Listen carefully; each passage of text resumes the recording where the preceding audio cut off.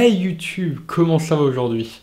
Bon, moi ça va super bien, mais je vous avoue que ces derniers temps je suis un peu tombé malade, donc c'est possible que ça s'entende à la voix. Mais normalement tout va bien et normalement si vous écoutez, enfin regardez cette vidéo, c'est qu'il n'y a pas de problème, c'est que ma voix est correcte. Bref, aujourd'hui, nouvel épisode du dossier du cerveau, le sixième, et aujourd'hui, eh bien, on va parler d'un sujet que j'avais déjà présenté, du moins plus ou moins présenté, dans la dernière vidéo, qui était un épisode du Cortex. Je vous mets une fiche par ici si jamais vous êtes intéressé.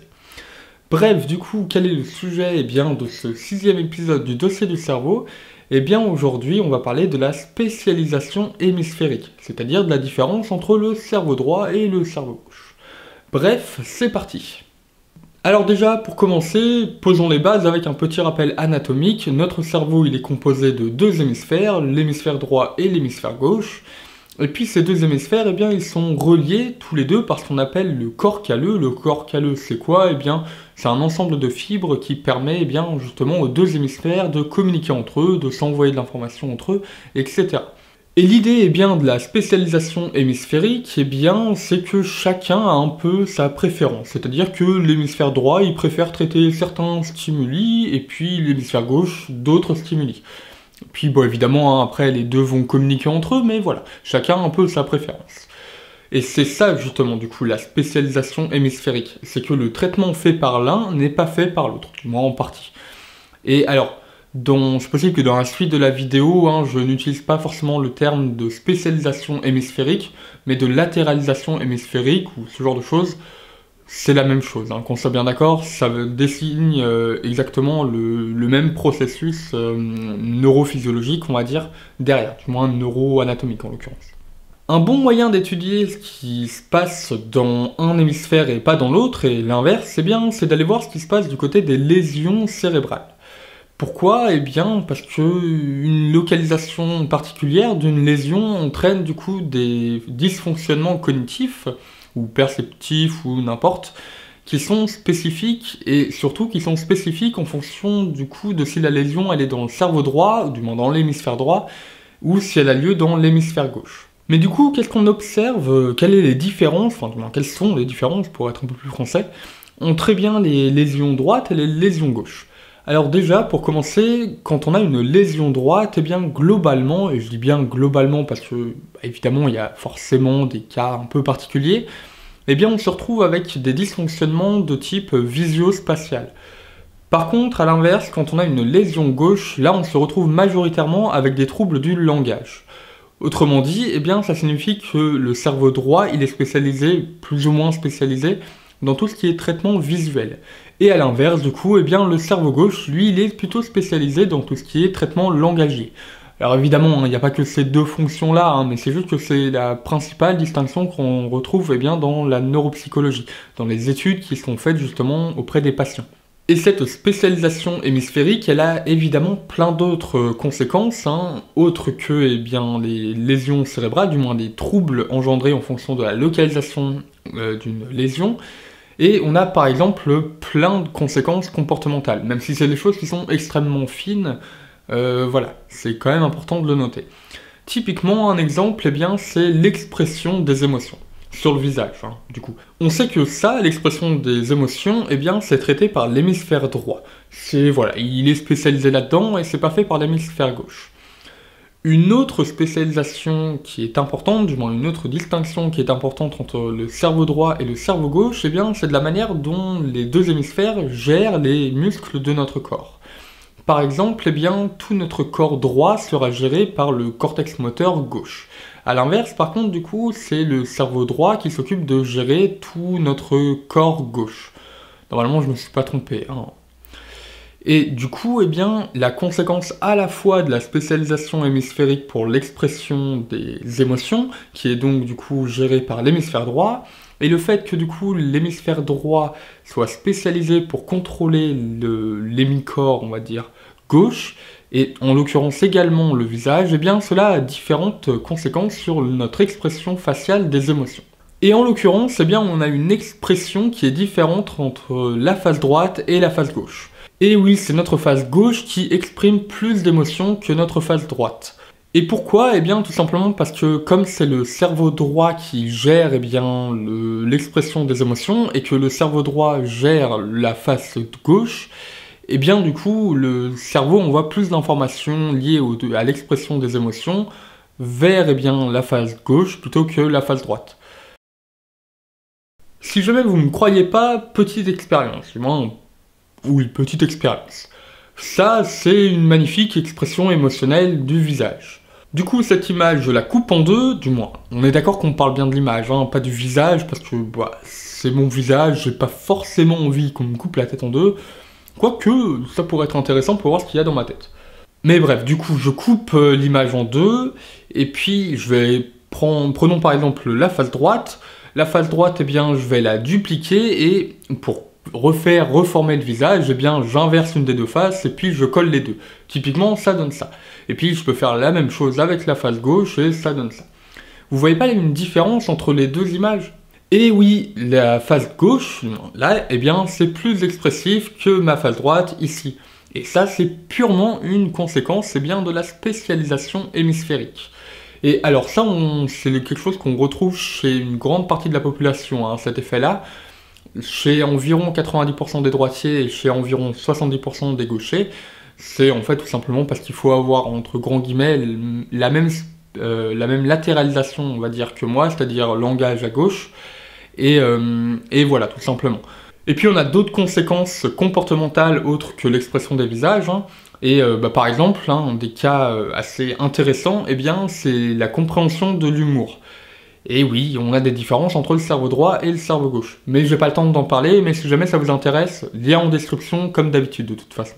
Bon, maintenant qu'on a vu un peu la spécialisation hémisphérique, il serait temps de comprendre pourquoi.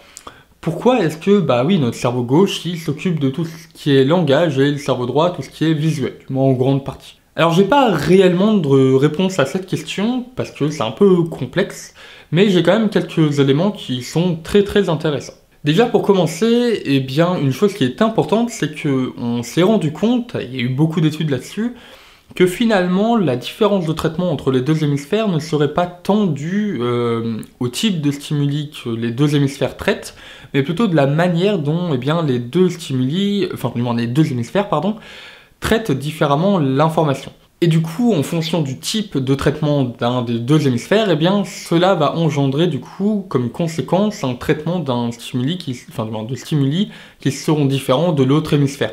Mais il faut réellement voir le fait qu'on ait cette distinction typiquement entre le visuel et le verbal, eh bien, comme étant une conséquence de différence de traitement entre les deux hémisphères. Mais pas comme étant réellement une préférence pour pour un hémisphère en particulier, pour un type de stimuli à traiter. Pour un peu mieux comprendre tout ça, eh bien, il faut savoir que l'hémisphère gauche, il est dit analytique ou séquentiel, sériel. Autrement dit, eh bien, lui, quand il va traiter une information, il va le faire partie par partie, détail par détail. Autrement dit, quand il voit une information globale, il la découpe en différentes parties qu'il analyse, et puis après, il regroupe le tout. Par contre, à l'inverse, l'hémisphère droit, lui, il est dit holistique, globaliste. Qu'est-ce que ça veut dire? Ça veut dire que lui, quand il traite une information, eh bien, il la traite directement dans son ensemble. Il séquentielle pas, du coup. Il fait pas de découpage de l'information. Et c'est ce type de traitement de l'information qui, engendre une différence de traitement, enfin, du moins, une préférence de traitement pour le cerveau gauche pour le langage et pour le cerveau droit pour tout ce qui est visuel. Alors, en vrai, c'est un poil plus complexe que ça. Typiquement, par exemple, dans le langage, la spécialisation, elle n'est pas totale. Typiquement, par exemple, tout ce qui est compréhension, donc sémantique, tout ce qui est donc sens, eh bien, ça peut être géré par le cerveau droit. Pourquoi? Parce que c'est une information qui est plutôt globale et il le fait. Et par contre, le cerveau droit n'étant pas réellement le siège, on va dire, de tout ce qui est fonction langagière, eh bien, il va un peu se tromper. Mais globalement, il est quand même capable de réussir à faire du traitement sémantique, donc voilà. Par contre, du coup, pour tout ce qui est langagier, le reste du langage, là, c'est obligatoirement le cerveau gauche qui est obligé de s'en charger, parce que, il y a tellement d'informations dans le langage qui sont différentes, on est obligé de faire une séquence, de découper, en l'occurrence, le langage pour mieux le comprendre, pour mieux le traiter. Et puis au niveau du traitement visuel, du coup, c'est, comme je l'ai dit, principalement géré par le cerveau droit, mais on a quelques exceptions. Typiquement, prenons le traitement du langage. Normalement, c'est un truc qui est général, c'est-à-dire que quand on voit un visage, on va traiter l'information dans sa globalité, donc ça, c'est le cerveau droit. Par contre, on a une exception, du moins une pathologie en l'occurrence, qui dit que c'est pas tout à fait vrai, mais en réalité, c'est quand même vrai, mais bref. Cette pathologie, c'est quoi? C'est la prosopagnosie. La prosopagnosie, c'est quoi? C'est l'incapacité de reconnaître, alors c'est plus ou moins marqué, un visage, voilà. Et ça, ça s'explique notamment, enfin, du moins, ça s'explique tout court, par soit une lésion, soit par un développement qui est incomplet d'une région cérébrale à droite, qui est le Face Fusiform Area, qui est une région qui est spécialisée pour la reconnaissance des visages. Et bingo, ça fait partie du cortex inférotemporal droit. Et si vous avez vu la dernière vidéo du cortex, si jamais c'est toujours pas le cas, allez-y. On a bien vu du coup que la reconnaissance des objets, et donc là en particulier la reconnaissance des visages, est traitée par le cerveau droit, et en l'occurrence par le cerveau, la partie du cortex inférotemporal. Je vais y arriver. Mais par contre, qu'est-ce qui se passe chez les prosopagnosiques? Chez certains d'entre eux, ils arrivent quand même à reconnaître certains visages, mais pas tous. Pourquoi? Parce qu'ils associent le visage au nom en utilisant quelques détails sur le visage. Typiquement, alors c'est juste un exemple, mais j'avais une prof qui était faiblement prosopagnosique, et elle me reconnaissait. Pourquoi? Parce que déjà j'étais un gars et j'étais en psycho, il n'y a pas beaucoup de gars en psycho, et puis j'ai une barbe, ce qui peut potentiellement aider à me reconnaître. Surtout en plus avec les lunettes, et voilà, 2-3 détails comme ça, qui font que j'ai un visage entre grands guillemets, en prenant mes détails de mon visage, ça peut rendre le visage un peu unique, on va dire, parmi l'ensemble des étudiants en psycho de la fac. J'espère en tout cas que je vous ai pas perdu avec mes deux exemples, du moins quand j'ai présenté les choses sur le langage et sur le traitement des visages. Bon, maintenant il y a une chose qui est quand même intéressante à explorer, ça fait trait à tout ce qui est origine de la latéralisation hémisphérique. Alors en réalité c'est extrêmement complexe, si ce n'est impossible de répondre à cette question, et vous allez comprendre pourquoi. Déjà, on retrouve la latéralisation hémisphérique chez, en grande partie, quasiment tous les animaux. C'est-à-dire qu'on les retrouve chez les oiseaux, chez les amphibiens, chez tous les mammifères, parce qu'on est des mammifères, faut pas l'oublier. Et puis voilà.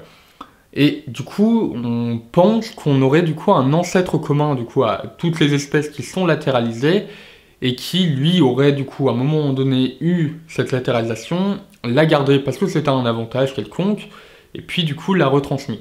Du coup, c'est une théorie qui est de l'ordre un peu génétique. Et cette théorie, elle propose plus particulièrement que tout ce qui est sous contrôle génétique, c'est la force de la latéralisation, et pas la direction. Qu'est-ce que je veux dire par force? Une latéralisation qui serait forte, ça voudrait dire qu'il y a réellement une indépendance entre les deux hémisphères. C'est-à-dire que, typiquement, exemple tout bête, le cerveau gauche, il ferait réellement tout le langage, sans le délaisser au cerveau droit, qui lui, du coup, gérerait tout ce qui est réellement visuel, et il ne le laisserait pas au cerveau gauche. Et bon, en réalité, c'est pas tout à fait le cas, mais voilà. Et une faible latéralisation, à l'inverse, ça signifierait qu'on a réellement une dépendance des deux hémisphères qui communiquent réellement et que finalement les fonctions cognitives sont globalement équilibrées entre les deux hémisphères. La latéralisation, c'est quoi? C'est juste dire à tel endroit, à tel hémisphère, on retrouve tel type de traitement. On a une autre théorie qui challenge un peu cette vision de la génétique.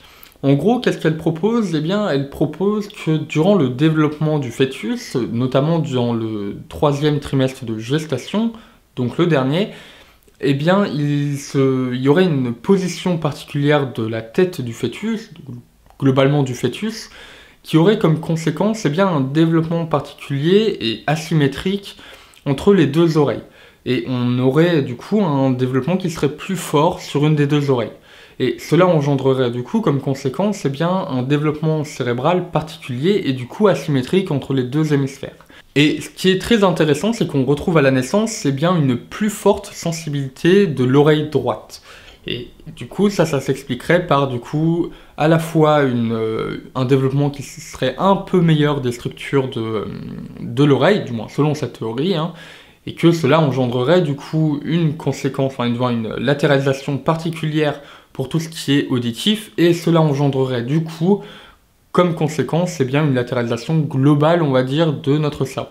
Donc pour résumer un peu ces deux théories, on a quelques pistes pour expliquer la latéralisation, mais on a quand même un problème avec notamment la première, c'est qu'elle est de nature évolutionniste. Et c'est un très très gros problème parce que c'est invérifiable en réalité. On peut pas se dire tiens, on va regarder ce qui se passe chez des espèces éteintes.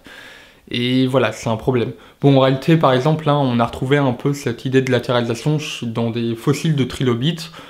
Donc on pourrait se dire que oui, il y a bien une latéralisation qui date en l'occurrence depuis un bon paquet d'années, et de millions d'années en l'occurrence, et que du coup ça se serait transmis ensuite à la descendance de ces animaux. Et puis pour finir un peu avec cette vidéo, tout simplement, il faut savoir que ce domaine-là de la latéralisation hémisphérique et même de manière plus générale de localisation des fonctions cognitives, c'est un domaine de recherche qui est très ancien.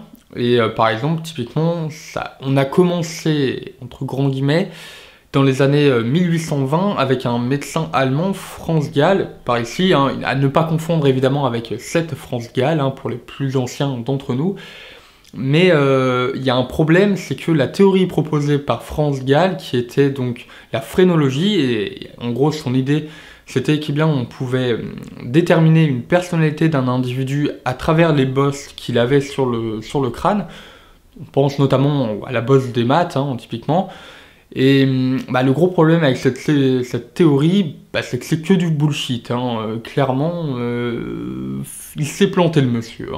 Et puis après, on a eu d'autres médecins qui sont arrivés, et je pense là notamment à Broca et Wernicke, et qui ont eu quelques théories et quelques propositions très intéressantes à propos des aires du langage, où on a du coup commencé réellement... Alors, même s'il y a quelques problèmes dans leur théorie, et dans tout ce qui est dans leurs conclusions, on peut quand même pas leur enlever le fait que c'est beaucoup plus scientifique que Franz Gall, donc voilà. Et alors, c'est juste une réflexion que j'ai eue lorsque j'ai écrit le script, parce que là, du coup, j'ai présenté une pseudoscience et un truc qui est un peu bancal quand même si c'est 10 fois mieux que Franz Gall. Je me suis dit que ça serait potentiellement intéressant de vous faire une mini-série, ou même une série, si réellement ça vous plaît, sur les pseudosciences en psychologie et en neurosciences. On a eu vraiment un bon paquet, et je me dis que ça pourrait être intéressant de faire un peu de débunkage de théories totalement débiles, ou ce genre de choses. Donc dites-moi ce que vous en pensez, et puis moi déjà de mon côté j'y ai un peu réfléchi, mais si jamais ça vous plaît réellement, je vais voir réellement ce que je peux faire pour faire cette mini-série sur les pseudosciences. Bon, sur ce, il est temps de se quitter, parce que il est temps de se quitter, tout simplement. J'espère en tout cas que la vidéo vous a plu, que vous avez appris un maximum de choses, en tout cas c'est le but de mes vidéos. Si jamais c'est le cas et que ma chaîne vous plaît, n'hésitez pas à vous abonner, déjà pour moi ça me permettra de développer la chaîne, et puis pour vous ça vous permettra de ne pas rater de prochaines vidéos. N'hésitez pas non plus à vous abonner à la page Facebook de la chaîne ou alors à mon compte Twitter, parce que je balance quelques infos des fois, ça peut être intéressant. Et puis si jamais vous avez quelque chose à rajouter par rapport à tout ce que j'ai dit sur la vidéo, si jamais il y a un truc que vous comprenez pas, n'hésitez pas à le dire en commentaire, je suis là pour répondre à vos questions ou quoi que ce soit. Et puis sur ce, moi je vais vous dire à la prochaine. Allez, bye bye.